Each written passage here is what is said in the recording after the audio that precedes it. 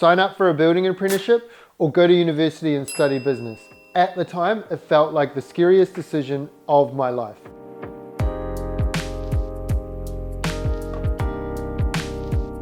I had this pathway mapped out in my head that I needed to come home and get an MBA. My biggest fear was that I was going to do the apprenticeship and I was going to be stuck on the tools building for the rest of my life. Thanks, but no thanks, I'm going to be a businessman. Today I'm going to talk about my experience making this decision, how I weighed up university and building apprenticeship, and watch the end where I give you my advice, which may help you if you're making a similar decision. Let's go way back to high school. So all through high school, no one had ever talked to me about like a career or a future or a plan. They never talked to me about university. My dad said that I was allowed to quit school if I found a job. So off to the local McDonald's I went, got a full-time job, cleaning the toilets in the car park. As time went by, I succeeded in the McDonald's role. I grew from toilet cleaner to restaurant manager. At the end of my time there, I was in charge of 70 staff and running a multi-million-dollar operation. As well as that, I got an education through McDonald's, a business management diploma. That was when I learnt my love for business. Fast forward to my early 20s and I had headed overseas. After tiki touring through the USA, I landed in Canada with no money and I needed a job ASAP. I think the fact that I was on holiday at the time meant that I wanted to look for a different type of job, something that I wouldn't normally consider. Looked at the local paper and a roofing contractor was looking for a labourer. The very next day, I was on the roof chucking shingles into the bin. In my mind, I was still going to go back to New Zealand and I was going to get back on the business buzz. I had this pathway mapped out in my head that I needed to come home and get an MBA and use that as a platform to become a successful businessman. I think in North America, the fact that you need a degree to get ahead was reinforced to me time and time again.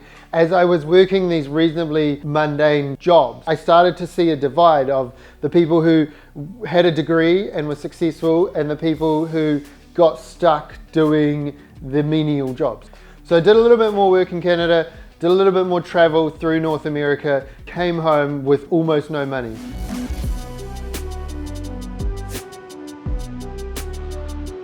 So goal one when I got back to New Zealand was make money. And I ended up again on a building site. Basically, I just rang around a bunch of local builders and asked, do you have any labouring work going?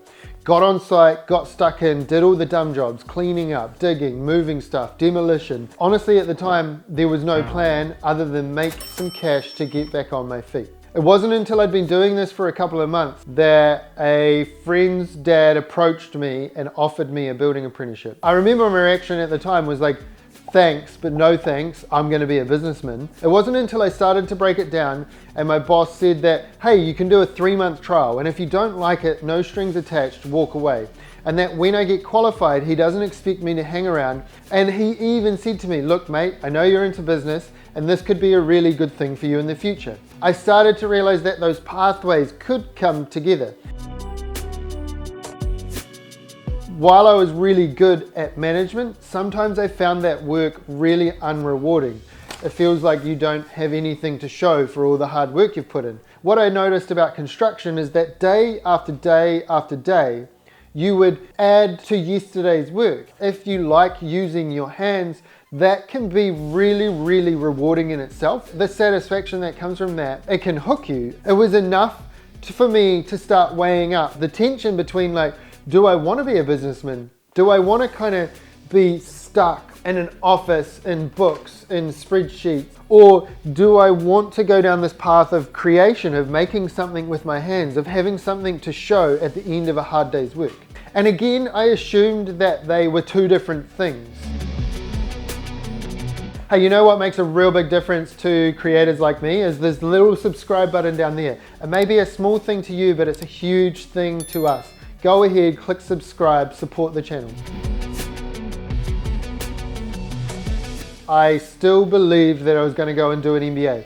I had even applied and gone to the introduction course. I'd started doing the papers. One of the things that served me really well in my life is to draw on the experience of people older than me that have been there before.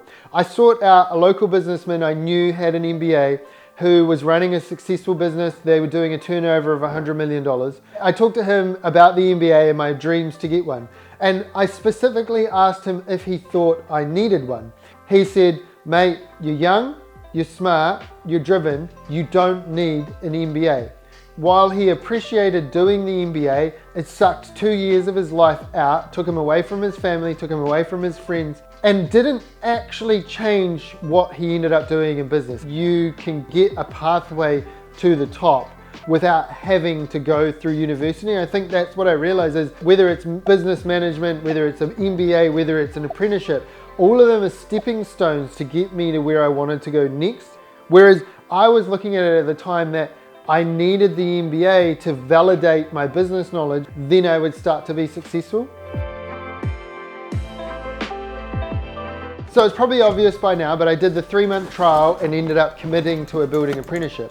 I saw that committing to this apprenticeship for 3 or 4 years gave me job security, it gave me some progression, it gave me a hands-on skill that I would be able to use for the rest of my life. Throughout my apprenticeship, I still read business books. I was still very motivated to become a successful businessman, but it wasn't until the end of my apprenticeship that I started to see how I could combine building and business and tick both of those boxes in one. I got qualified and I remember at the time weighing out, do I go out on my own? Do I specialize in kitchens and bathrooms and small renos? But at the same time, I'd been talking to this guy at the gym who owned a housing company. I was intrigued. I wanted to learn more about housing companies. I wanted to learn about the systems and the processes. Given my McDonald's background, I saw that when structure and systems and processes and checklists were applied to a business, how successful that business could become. And so every time I caught up with the owner of this housing company, I would ask him questions. How does it work? What do you do? How do you price a job? Long story short, all of those questions led to him offering me a role as a project manager in his company. Very quickly, my role moved from being project manager to co-owner of the business. And I ended up becoming really good at dealing with clients and stitching together a contract and pricing up a job and back costing jobs. All of those business skills that I learned as a 20-year-old at McDonald's, I started applying to big $100,000 building contracts. Whether it's a business degree or whether it's an apprenticeship, they're both a very similar time commitment. They both have an element of learning, and you end up with a qualification at the end of both of them. But from that point onwards, the differences start to kick in.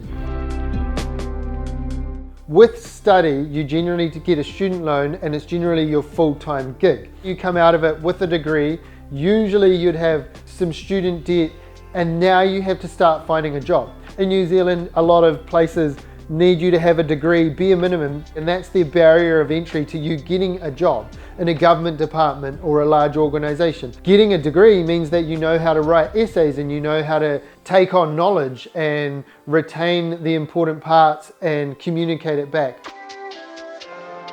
This option here, the building apprenticeship, it's still a 3 to 4 year commitment, but you join the workforce immediately and you start earning money on your very first hour that you show up to work.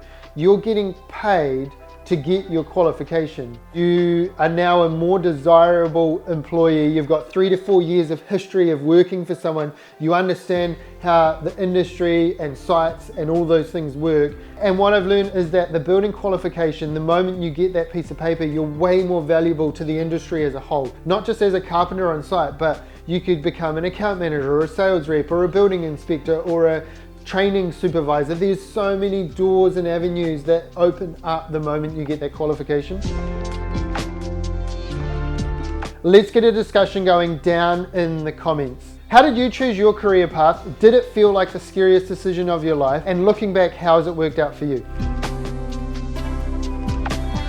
Here's my advice to you if you're weighing up university versus building an apprenticeship. First and foremost, you're going to remember this is based off my experience, and your experience will differ. First of all, my advice would be make sure your goal or where you're going is clear. It doesn't matter if that goal slightly changes along the way, but you've got to have a point to aim to. I think it's important that you do your own research to each path. Talk to those around you who care about you, but also talk to someone you know who's done what you're thinking of and ask them really poignant questions. You've got to find a way to try it. For me, I wasn't committing to being a builder forever. I was committing to being on site for 3 months and giving it a go. Then when I got to 3 months, I now had 3 months of experience and knowledge, and I could make a decision if the next 3 years is based on those 3 months, would I be happy to do that? For you, it could be the other way around. You could go and do a semester at uni, and before you commit to the entire degree, just commit to a couple of 100 level papers. Another tip would be not to rush this decision and not put pressure on yourself to have all the answers straight off the bat. I'm 38 and I'm still working out what I do and don't want to do. Don't put pressure on yourself as an 18 or 20-year-old to have all the answers and have the rest of your life perfectly planned out. What I would like you to do is consider signing up to my mailing list. This is a place where I expand on my thoughts similar to what I've discussed in this video and more, drawing on my experience as a businessman and a builder and a creator and chucking it all into a monthly email. Sign up now at nzbuilder.co.nz/smokochat. You know you want to.